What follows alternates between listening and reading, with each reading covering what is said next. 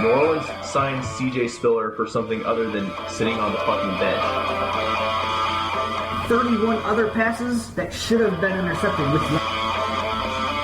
So that's why I have David Johnson on my board higher. If you're doing a live draft, wait till you're drunk to draft this guy. We welcome you to the 5th down. Welcome back to the 5th down. I am your host, Johnny Slokes. You're here at the 5th down. We're giving you the extra down that you need to win it all. Proud member of the UMB network. Alright, so it's been like 3 long weeks or so since we did our last show. Our apologies, but we're here right now with a shorter episode 12 today, as we have no K-Mill. He is still moving to Washington State. That's my, we've been away for so long. But we are in for a treat today, as we have a special guest, the football doctor, or you can call him by Zoe, to talk to us about league management and what he can provide, and also his draft board, which we'll get into all that later after we do our news and notes, which, speaking of which, we're going to just jump right into right now. What the hell are you wearing? Boo-foo! Boo-foo? By us! Fuck you! Get out! Out, out, out, out, out! By us! Fuck you! By us! Fuck you! Alright, so leading off with our news and notes, we got Ray Rice saying this, that if he ever got the chance to play again in the NFL, that he would donate his entire salary to domestic abuse charities, which I think's cool, but I don't think he'll ever get that chance.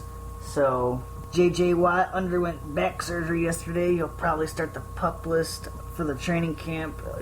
What I heard, though, is time frame 6 to 8 weeks, so it's gonna be close for that start of the season type area, so keep your eyes on that. According to a teammate, Mark Sanchez is endorsed by the coach Gary Kubiak, so that's looking like a good situation for him. At least he has some nice weapons to work over there, which I guess you could do worse in a 2-quarterback league with Mark Sanchez. You could do worse, so keep that in mind. AP is to take more runs out of the shotgun this year, which I find kind of strange. I know he wants to become like a more complete runner, but if my memory serves me right, he didn't really run too well out of the shotgun, so it'll be interesting to see. Josh Gordon met with the commissioner yesterday. He's talking about possibly returning to the NFL once again. He reinstates August 1st is the earliest he can do. I heard this on Twitter I read this on Twitter that Josh Gordon, he's like the herpes of the NFL. He comes back every year, but always goes away with some drugs. So, last but not least on our news board here is Richard Rodgers is the start over Jared Cook for now and the foreseeable future. This is according to Bob McGinn at the Milwaukee Journal. So, but I mean, it might just be his opinion, but for the foreseeable future. Alright, so without further ado, I now bring you the football doctor. Please introduce yourself. Hey, thanks for having me on the show, Johnny. I'm the football doctor, Dr. Zoe, and I'm excited to be on the show and talk a little bit about league management and some of the things that I can help with some of the leagues out there. Yeah, I think this is a great episode, especially for a lot of people that may want to start their own league but don't really know where to start. There's a lot of bad commissioners out there, and he's out there to weed them out and show them the right way. So that's what he's on our show to talk about. He also has his draft kit that's for order. We're going to get into that in a little bit later on in the show. Right now, you want to just jump right into what you do? Sure.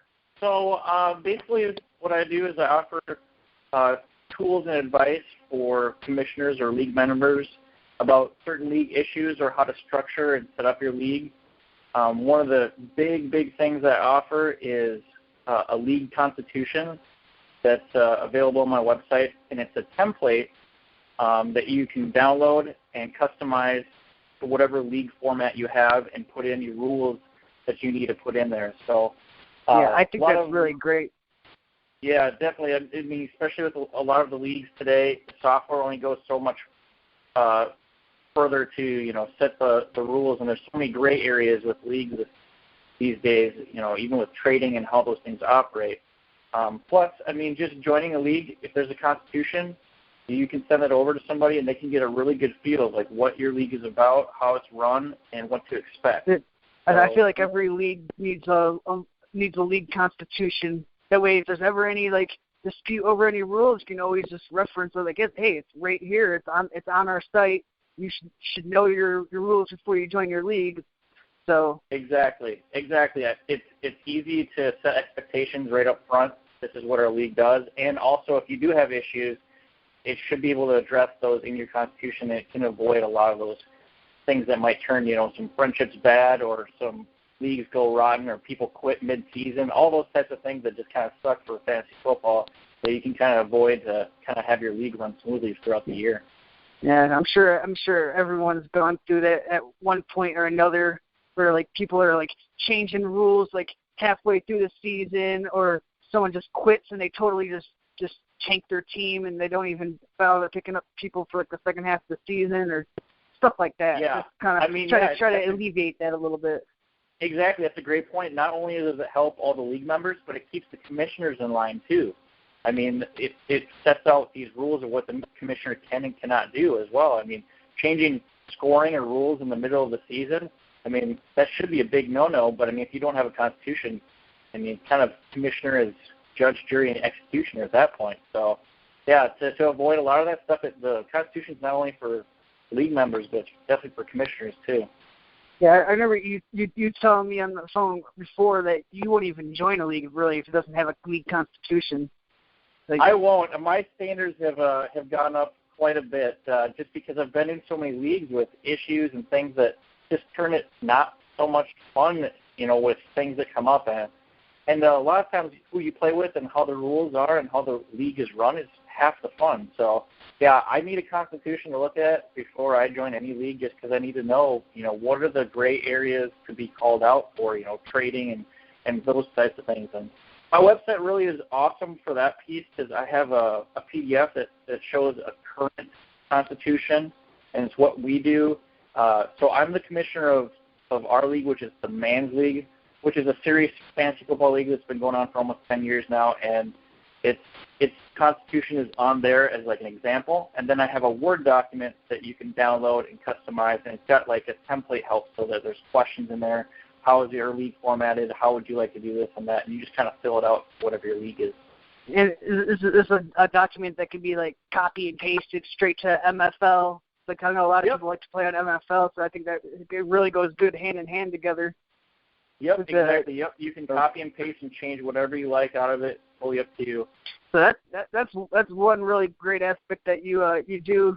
I know that you also help commissioners make decisions about their leagues because a lot of them don't really know exactly what direction they want to go in. They might know the scoring system and how many people, and then after that they're well, I guess I'll just ask the people what they want. So exactly. I think a lot of things can be up to preference. So if you can just lay out the options of how things operate or how things work, and then a lot of things are just customized to the preference of what you like and what you don't like. And I do a league laws, which is kind of my segments of where people can email in to me and either deem me, the football doctor, as kind of the last say of maybe an issue or something that comes up during the league of what should be the ruling, instead of just kind of letting the commissioner decide, seeing that he might be somewhat biased that he has a team that may be involved in a situation. So definitely some disputes that can be pretty interesting throughout the season, but that's one thing. Otherwise, just suggestions of things that, hey, this is what's going on in my league. What do you think about this? And it's a kind of give or take type thing that I do on there. I've been telling people that you're like the commissioner of commissioners, and they kind of like that idea. Yeah, I mean, I try to help the commissioners and equip them as much as possible so they can do it themselves with very little work or effort. But, I mean, ultimately, sometimes leagues just like an outside source, too, that, because the commissioner's playing in the same league, you want an unbiased opinion, then, I'm here for you. Is there any, certain rules or league formats that you found throughout your years and you found them to be a lot more fun than what the standard league would have? Sure. There's actually the loaded question, but there's actually two formats that I really like as far as trading formats. So I don't believe that the commissioner should be the one that says yay or nay to trades, because trades can be so opinion-based, and I understand if you want to do a total league vote, so if it's like a majority vote, if you have a 10-man league and 8 people have to vote it off, the whole rest of the league votes it out. I think every trade should go through unless you can prove collusion, and that's how our league is set up. So, I mean, there's a lot of be it lopsided trades that may happen in the mid-season but pan out at the end of the season. I was like, wow, I did not see that happening. I mean, I agree 100%. I traded away Cam Newton mid-season for T.Y. Hilton, and man, everybody thought I was just getting a bargain, and that turned out pretty rotten for me. So that's one thing, and then the other thing would be how your league makes decisions. So our league, I was in charge of this serious league, and we take it to the max, man. We're like a year-round league. We even have off-season events. We have off-season a blog that every member posts and writes an article, and so we're really involved in. So it became a lot of work for me. So we actually went to a board. So we have a boardroom for the men's league, and it's composed of 5 members, and me being the commissioner, and then 4 councilmen, one being a consulting councilman. And so how that operates is I'm the commissioner, so when we vote on things, my vote counts as 2, and then 3 of the councilmen also get counts as 1 vote each. And then the consulting councilmen, they can add their suggestions and advice to maybe sway a vote, but they don't really have a vote. Right, yeah. So they're basically they're basically in case the commissioner's in for a trade or something. Exactly. So if any other team is involved, that's where they would get a vote and the other person wouldn't. So it sounds like your league is where the Fifth Down wants to get their league at.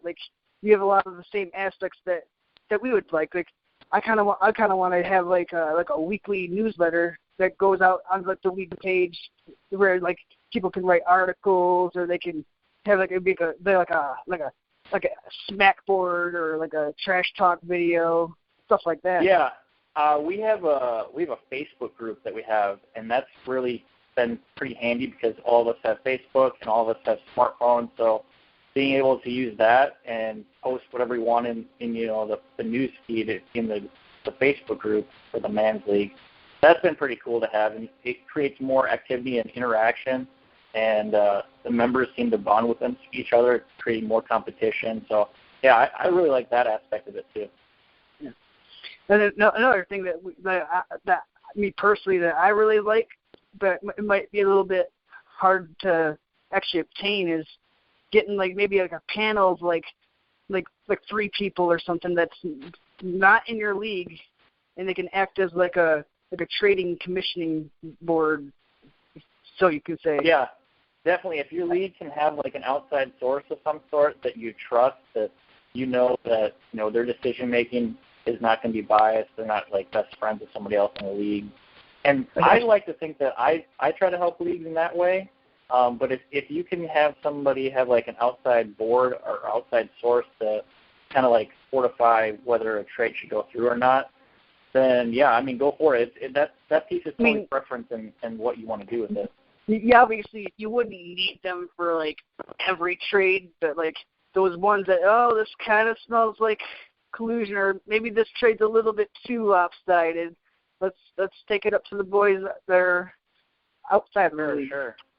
Yeah, probably a dozen different ways you could probably do that. I mean, if a trade gets vetoed up to, a certain amount of vetoes, then maybe it goes to the outside board to be reviewed whether it should or shouldn't go through, that type of thing, instead of just being denied altogether. Right. I mean, the only downside to that, though, is I think it would be hard to find 3 people that are not in your league to care about your league. And it also might take a little bit of time for all that to happen. It might take longer than 2 days. Who knows? Exactly. Obviously, there'd be kinks to work out. But I think if you can get it to work. Typically, the interest for other people to be involved with a league that you don't play in is hard to come by. Any other rules or special things that can make your league more fun and enjoyable for the season? Oh man, we could go on forever. We would take up the whole podcast talking about what you could do to take your league to the next level. I mean, just things for what you can give your champion, whether it's small things of a T-shirt that they can wear for year to year, a traveling trophy, or some type of trophy that they get to keep. Or we do goofy photos, and there's different things like the commissioner gets to decide, or the champion gets to decide certain things. And then you have the opposite, the flip side of things of, you have the sack or the last place person. We have our guy stand on a busy intersection holding a cardboard sign that says, "I suck at fantasy football" for 20 minutes, and we videotape it and, put it on social media. So there's a lot of things that you can kind of spice up your league and do certain events or, kind of change, make sure that, everybody's participating and being active. That's the one thing that we heat on the most is trying to make sure that there's no incentive for throwing games or losing. And we do a high score money for every single week, even into playoffs, and even if you're not in playoffs, you still want to set your lineup because you have a shot at that high score money every week. Depending on how much it is, you might be able to win back your buy-in money that way. Yeah, right. So yeah, the man's league is $157, I think, and it's $20 a week is the high score money. So it's not pocket change. It's decent. So plus there's some other incentives that I could go into, but yeah, we definitely make sure that there is no reason that you'd ever want to lose a game. Another thing that we are trying to incorporate is what's called an Empire League. Like we have $150 buy-in. You take 50 of those dollars from all 12 teams, and you roll that money over to the next year. That just keeps rolling over every year until there's back-to-back champions. Over time, that could build into a nice, hefty little pot there. After 5 years, it's a $3,000 pot. So I think that's a way you could definitely keep people from coming back. It'll make you want to use a little bit of strategy in how you're going to build your team for the future. Maybe you don't want to build it to win right away. Yep, exactly. Yeah, for our man's league, we do $20 a year into a side pot that's called the Hail Mary money, and that only gets paid out if you have a back-to-back champion. And then also in our keeper league, to incentivize people to, not just waste their team away, is most points for on the average of 2 years running gets side pot. So, and that keeps people wanting to score as many points as they can throughout the entire season, even if they're out of it or losing.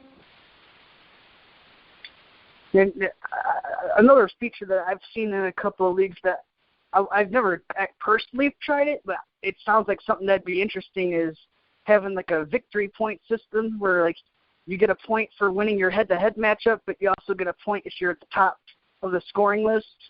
So say you scored the second most points that week, but you still lost your head-to-head matchup, you could still get a victory point, and then they accumulate for the standings. Yeah, it's interesting you bring that up because I've been saying this for years that I'm surprised that more software out there doesn't have these options to do that exact thing you just said, because it's a better representation of better teams that way. Because you can be playing against the high scorer, how many times, but you might have the second high score for how many weeks, and you might be in the top 3 teams of scoring, but yet not make playoffs because of your overall record. Yeah.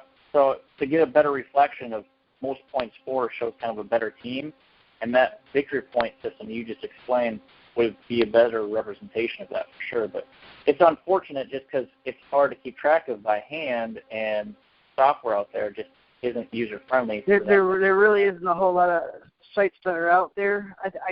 I do believe that MFL can accommodate that, but I'm not sure about any other like format that takes care of that. I kind of like it though because it. I mean, yeah, you're still going to have some luck, but it does alleviate a lot of the luck out of the equation. So. Right, exactly, yeah. Yeah, I'm with you on that one. So, is there anything else you want to go over about league management?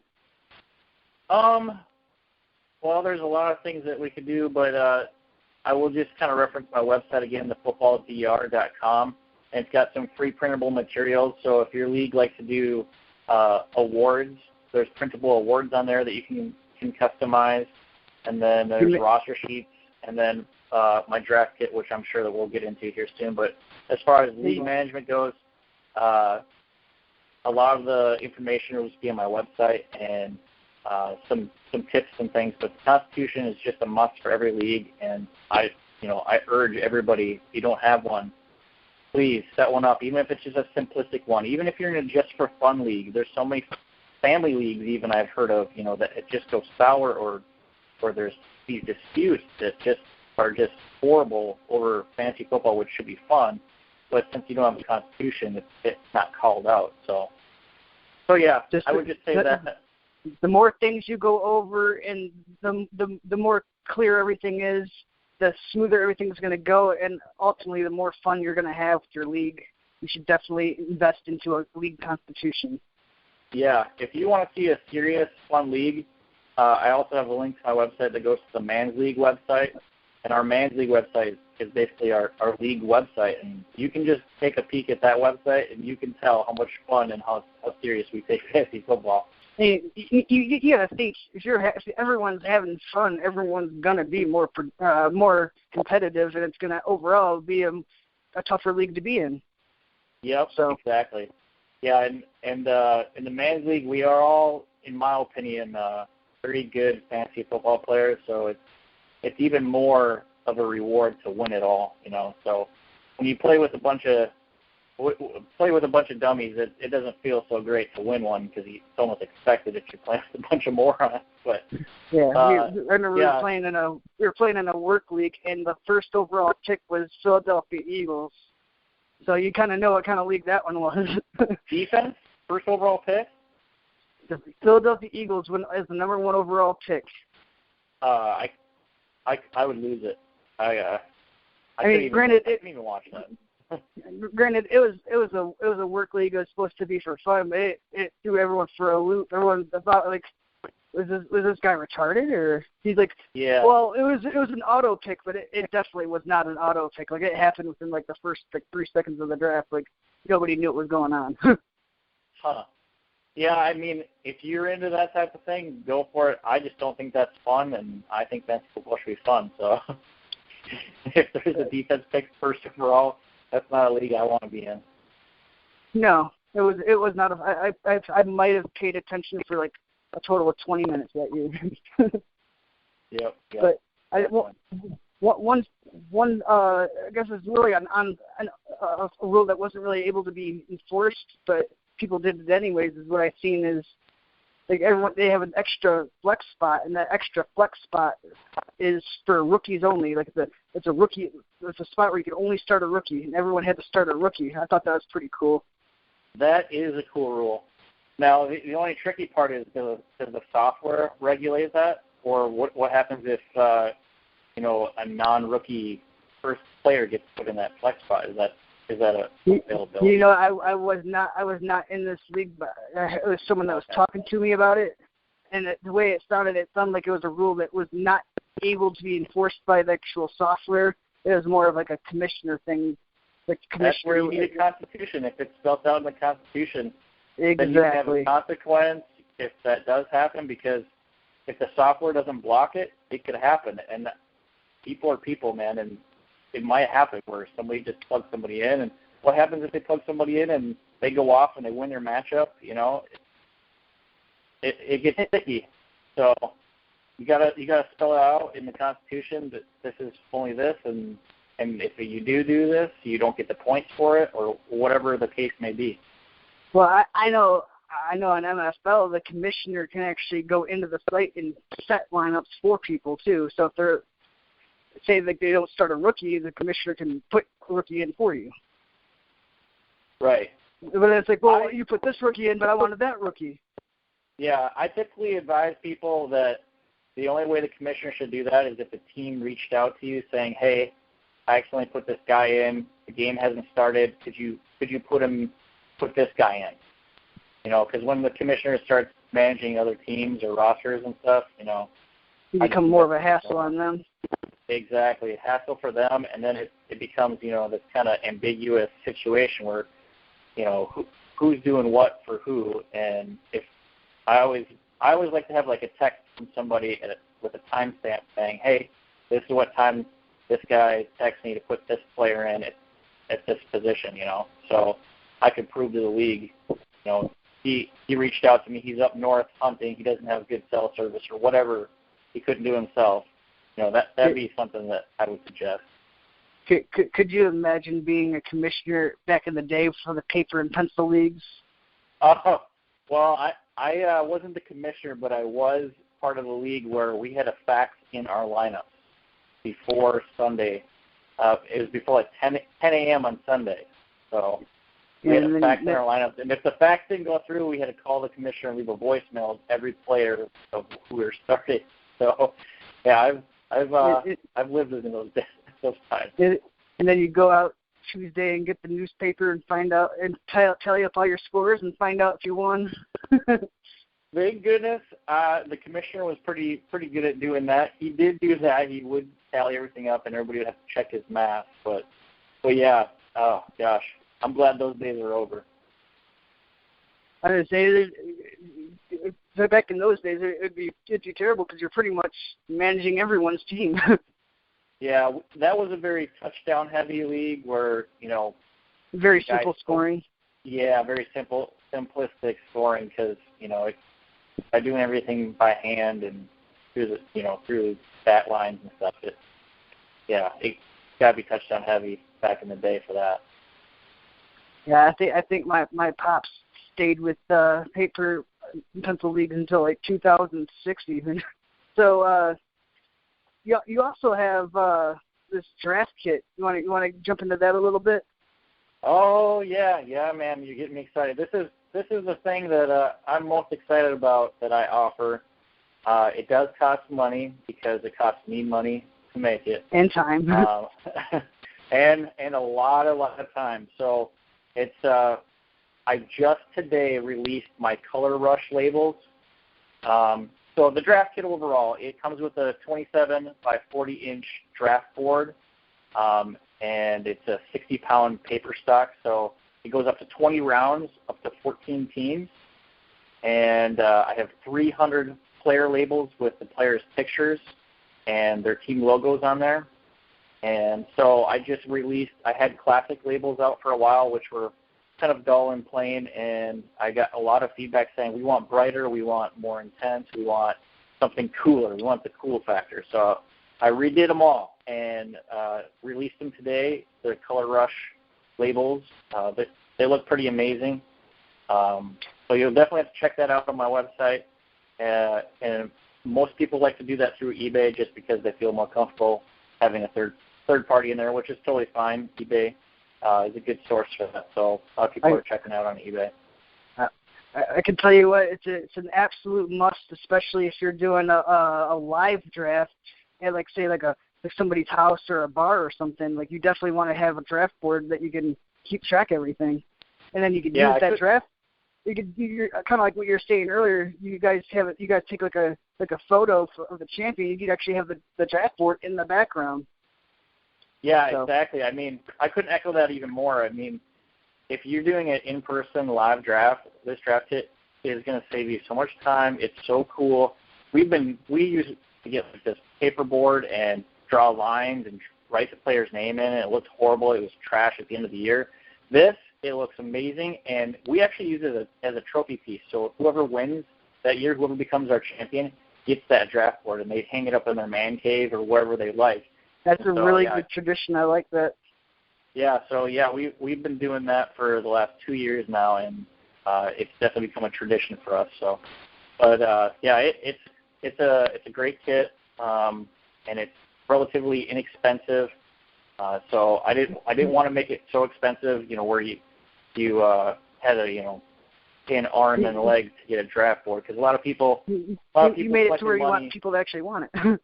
Exactly. I mean, there's so many people that are like, I don't want to spend a whole lot of money, or I don't want to collect money from the league for draft board. So right now I have it priced at $13.99, and that's with free shipping in the United States. I do ship to Canada, but you pay for shipping for that because that's more expensive. Yeah, doesn't it also come with blank name tapes as well for some of those deeper players? I'm glad you brought that up. I almost forgot about that. So it comes with 30 blank labels, so a full page. And the reason why I do that is because if you want to use a label to write anybody's name in for really, really, really deep sleepers, you can do that. Or you can go on my website for my free printable materials tab, and I have a PDF file that you can actually open up, click, and print in your own printer, an extra sheet that's kind of got either label updates or player updates or even deeper picks. And so that gets updated pretty often. So if you buy now, it's no worries, because if there's any off-season changes or Ryan Fitzpatrick finally signs his contract with the Jets, that label will be updated on there for you. Yeah, so you hear that, Dynasty guys? You can just make your own labels for some of those deeper Dynasty players. You can even use it for Dynasty leagues. Yep, and I do have all the rookies included in those 300 player labels as well. Yeah, it sounds like definitely something that we'll be utilizing this year. So look out for that one. Yep, I'll be sending one out to you, so I'll like to hear your feedback on it too. Oh yes, and obviously, if you haven't done a live draft before, it's definitely the way to go. It's the most interactive and fun way to draft. So if you're going to want to do a draft, do a live draft. If you're going to do a live draft, you're going to need this draft board. So. Yeah. Draft day is the best day of the fantasy football calendar, man. It really is. And I know everybody's so used to getting their laptops out, which you can still do if you want. I mean, a lot of people use it for research purposes anyways, but there's just something about a board. There's just something about a tradition. And for the champion to get the board at the end of the year, it's just something special. All right, so if you guys have not following this guy, go on his Twitter handle. It's at FootballDR. So is there anything else that you want to add?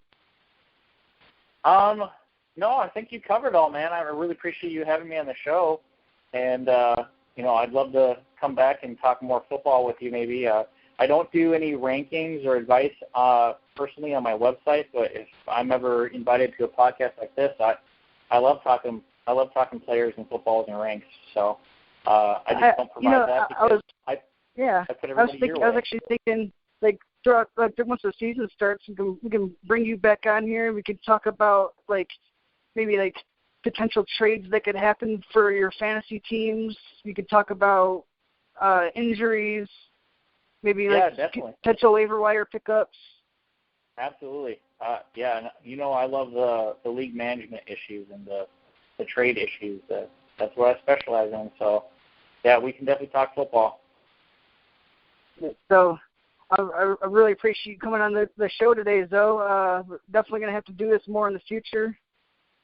Any last words before you're out? The FootballDR.com. Thanks for having me, Johnny.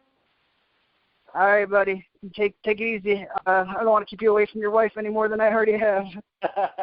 Thanks. Appreciate that. All right. Have a good night, buddy. All right, so that'll do it for today's show. I know it was a shorter show. I'm sorry, but look out for tomorrow. We're going to be back at it. We're going to be looking at handcuffs and number 2 wide receivers. I finally get to introduce you guys to one of my friends that I've had known for a long time. Finally bringing him on the show. I'm very glad that he can make it. His name's Nathan Rulo. It's going to be a great show. Come out and check it out. If you're not following us on Twitter, please do it at the Fifth Down FF. Also, look at us on iTunes. Leave us a review. That way we can improve. You can even tell us how shitty we are. We don't care. We just want some feedback. Alright, that'll do it. Peace out, Fifth Downers.